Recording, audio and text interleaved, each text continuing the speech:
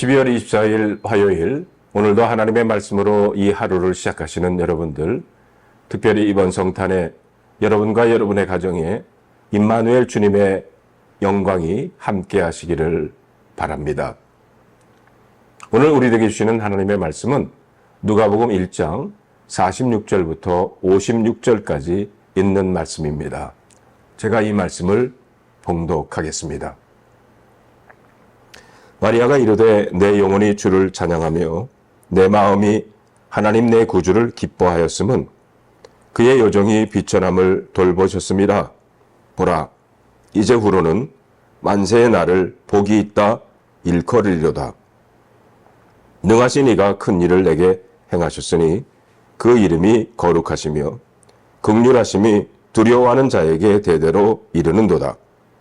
그의 팔로 힘을 보이사 마음의 생각이 교만한 자들을 흩으셨고 권세 있는 자를 그 위에서 내리치셨으며 비천한 자를 높이셨고 줄이는 자를 좋은 곳으로 배불리셨으며 부자는 빈손으로 보내셨도다.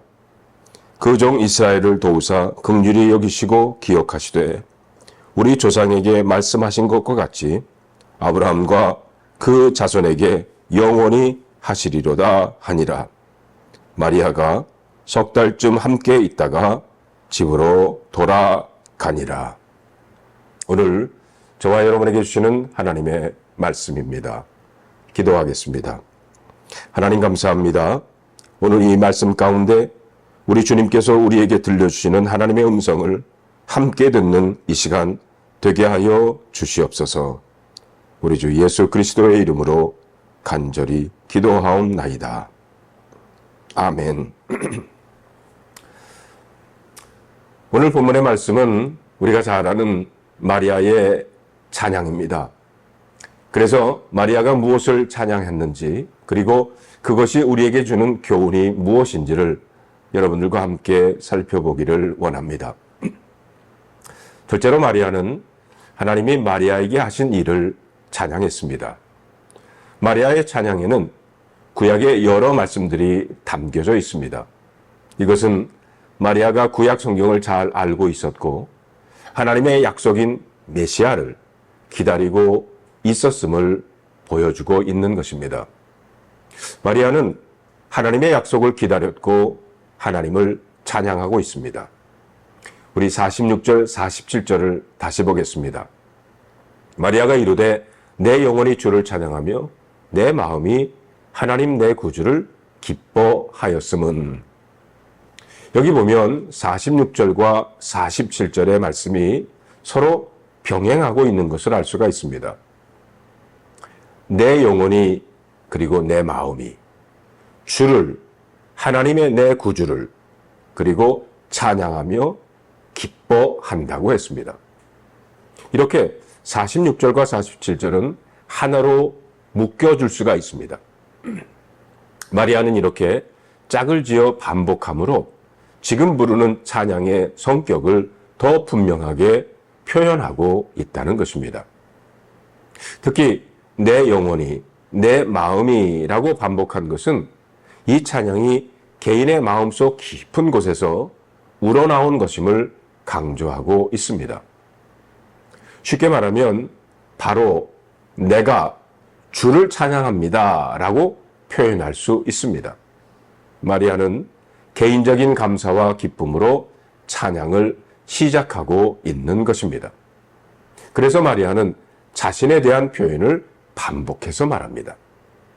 49절까지 그런 표현이 계속 나옵니다. 46절에 내 영혼이, 47절에 내 마음이 그리고 내 구주를, 48절에 그의 여종 그리고 나를, 49절에는 내게. 마리아는 연이어서 하나님을 자신과 관련지어서 찬양하고 있는 것입니다. 그럼 마리아는 왜 이렇게 찬양하고 있는 것일까요? 그 이유에 대해서 48절과 49절에 말하고 있습니다. 그의 여정의 비천함을 돌보셨습니다. 보라, 이제후로는 만세의 날을 복이 있다 일컬으리로다. 능하신 이가 큰 일을 내게 행하셨으니 그 이름이 거룩하시며. 우리 성경에는 모두 생략되었지만 원래 48절과 49절은 각각 이유를 말해주는 단어로 시작합니다. 그래서 다시 말하면 이러합니다. 내가 하나님을 찬양하면 첫째 이유가 48절이고요. 둘째 이유가 49절이라는 겁니다. 두 가지 찬양의 이유에 대해서 말하고 있는 겁니다. 그 이유가 뭡니까? 그것은 하나님이 마리아의 비천함을 돌보셨다는 것이고요. 하나님이 마리아에게 큰 일을 행하셨다는 것입니다. 그런데 이 두 가지 이유는 서로 다른 것을 말하는 게 아닙니다. 하나의 사건을 반복해서 언급하고 있다는 것입니다. 그 사건이 바로 메시아를 잉태한 일입니다. 이것은 두 번 다시 있을 수 없는 정말 놀라운 일이죠. 그런데 이 놀라운 일을 더 놀랍게 하는 것은 하나님이 이 일을 여종을 통해 하셨다는 사실입니다. 마리아는 스스로를 여종이라고 말합니다. 자신은 복종해야만 하는 신부님을 고백하고 있는 거예요. 마리아는 자신이 하나님의 특별한 돌봄을 받아 메시아를 잉태하는 것을 당연하게 생각하지 않았습니다. 자신이 자격 없는 자임을 알기에 마리아는 겸손히 하나님을 찬양하고 있는 것입니다. 둘째로 마리아는 하나님이 모든 사람에게 하신 일을 또한 찬양합니다. 마리아가 찬양하는 이유는 이제 보다 확대되는 거죠.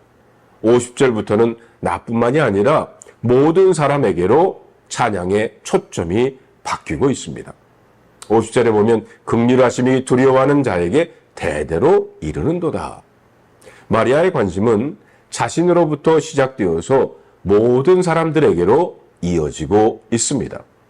마리아는 하나님이 자신에게 하신 일을 생각하며 그것이 자신만을 위한 것이 아님을 깨닫고 찬양을 합니다. 이와 같이 찬양의 초점이 개인에게 시작을 해서 신앙 공동체나 폭넓은 대상으로 그 관심이 바뀌는 것은 시편에서도 자주 볼 수 있는 것이었습니다.